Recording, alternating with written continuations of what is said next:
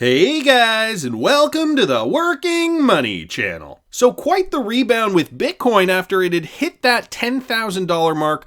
As soon as it went under 10,000, it bounced right back up, and we saw a high here of about $12,000 before retracing a little bit now, trading at 11.6 approximately. Bitcoin trading at 11.684, Ethereum 295, XRP just shy of 40 cents, and the crypto market is creeping up at 330.5 billion. So more money being pumped in. These ebbs and flows are natural. We're going to continue seeing this, guys. And you know, alts aren't doing as well as Bitcoin at the moment, but eventually we will start to see alts move higher. In my opinion, I think we'll start to see alts move higher once the Bitcoin FOMO kicks in. And to be honest with you, if you ask me which alts I see doing the best, it'll be the ones in this top page here of CoinMarketCap, just because people will not know what to buy. And so I personally believe it'll be a combination of what they see here on the first page. I mean, they're not going to scroll down, you know, all the way down here.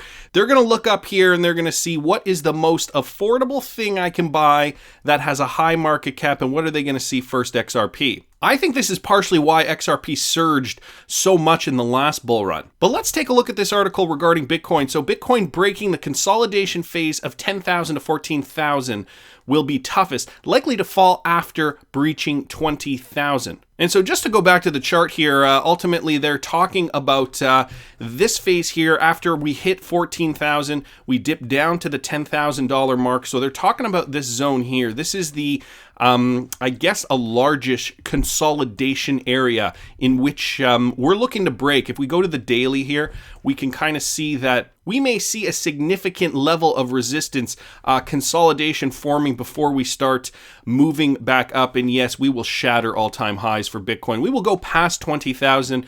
I can almost guarantee it. I mean, you never like to guarantee anything. I don't have a crystal ball personally, but it seems as though we're on that track, and it seems as though it's going to happen by this year. That's just my opinion. We're only halfway through the year, but once all-time highs are broken, who knows from there?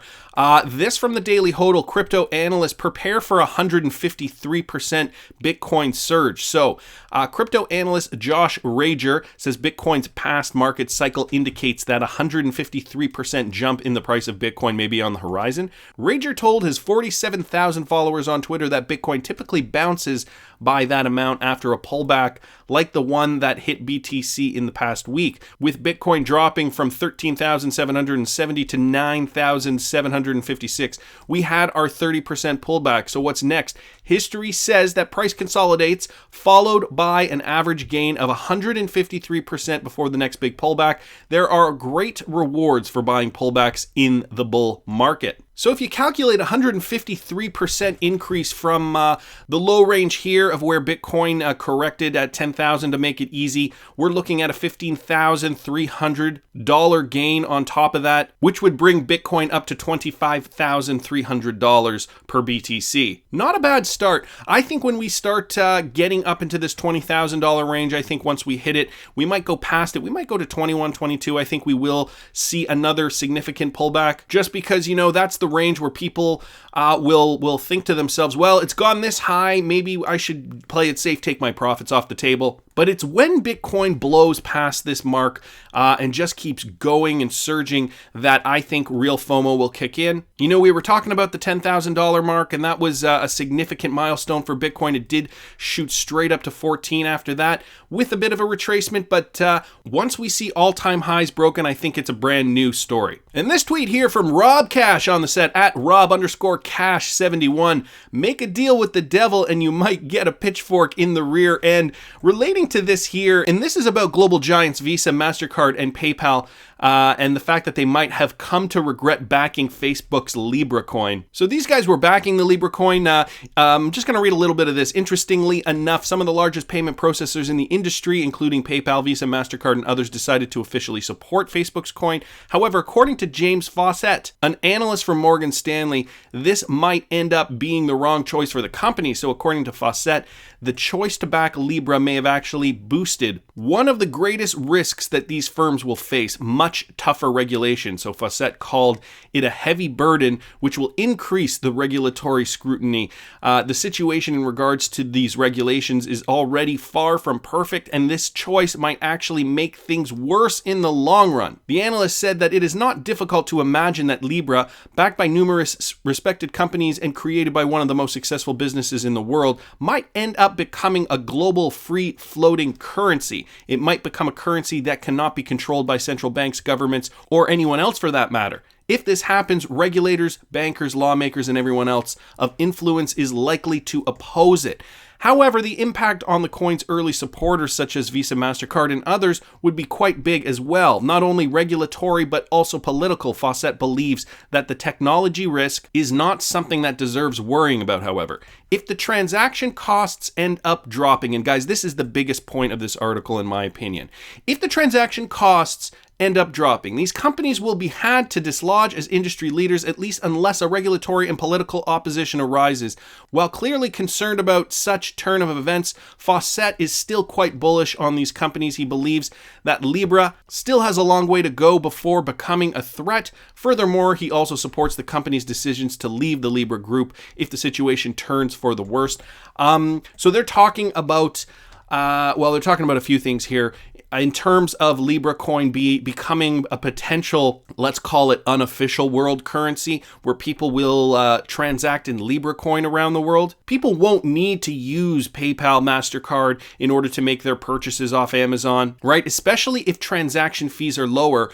But what I found interesting, and they don't mention it here, is that the world is already prepared for lower fees using Ripple technology.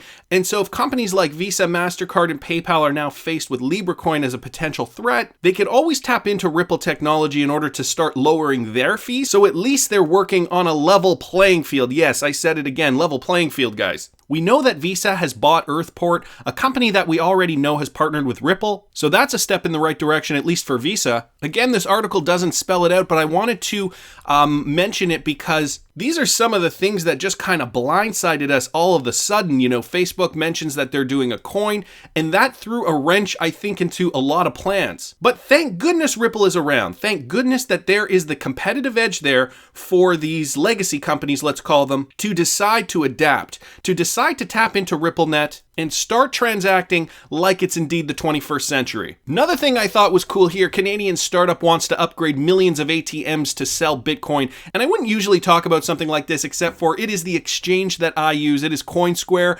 Here in Canada, Canadian exchange CoinSquare has acquired software allowing traditional ATMs to sell cryptocurrencies such as Bitcoin, according to a press release on July 3rd. I thought this was cool. They're looking to retrofit typical ATMs so that you can buy cryptocurrency. So instead of installing brand new ATMs around the country, it looks as if they're joining up with Just Cash, a United States-based fintech startup, to make current ATMs able to sell cryptocurrency. So just thought that was kind of cool, guys. I link all the articles in the description if you want to read further. And this finally from Blocks Live TV. This is with at Hammertoe on Twitter. We know he's part of the XRP community. Matt Hamilton discussing the MoneyGram Ripple partnership and just reiterating how much of a match made in heaven this is. Let me play this for you here.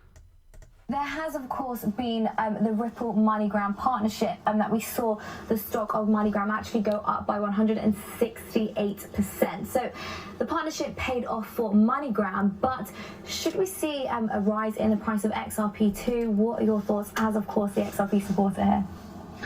The XRP's price has a bit of a weird relationship with news. A lot of times you have what seems to be very good news come out and the XRP price goes down or hardly moves at all. It's very strange. It's almost become a bit of a joke that, you know, stop bringing out good news, because every time good news comes out, the price seems to take a drop. So, but I think the reality is that the MoneyGram thing is going to be good news, you know, sort of going forward. And the CEO of MoneyGram was recently in an interview talking about the partnership between MoneyGram and Ripple, and how MoneyGram have the liquidity and basically the feet on the ground, and Ripple have the technology and the ability to move the money quickly. So it really does seem like a very good fit. And I think it kind of breaks the sort of the catch-22 sort of chicken and egg problem you've got with regards to liquidity and the payments. You know, you can't do payments between two areas with a digital asset unless you have liquidity at each end. And, you know, you're not going to get liquidity at each end unless there's people making payments and making transactions. So it kind of helps break that deadlock that I think Ripple have possibly been in, or, you know, having trouble breaking recently. So I think it's a very good move, and I think it should then pave way for other payment providers and other companies as well to move in and also be using Ripple and XRP in the future. So there you go, breaking the deadlock. That catch-22, the chicken and egg problem that I think was potentially hindering Ripple a little bit. At Hammertoe on Twitter does a really great job of clarifying that for us, right? Not only do you need the liquidity, you need the people making payments, but you also need the tech, and that is a perfect marriage. You can't have one without the other, really. And he does joke too about the price of XRP not really going up based on good news. But guys, I think price will follow once we really start seeing, and I know I've said this a bunch of times, I know you guys are probably sick of me saying it, but the fact is, we have to see this happen in real life. We have to see the MoneyGram Ripple partnership really succeed. And as Matt Hamilton does say in this interview, the competition will follow, hopefully using Ripple technology, the XRP token, to be able to do the same thing as MoneyGram will be doing. So that catch-22 has now been broken based on this Ripple MoneyGram partnership. The chicken and egg problem has been solved, and now that deadlock no longer exists. Some really interesting insight here, but I want to hear what you guys think. Please subscribe to the channel if you haven't already. Like the video if you like the content I'm providing. I always love hearing your comments. See you in the next one, guys.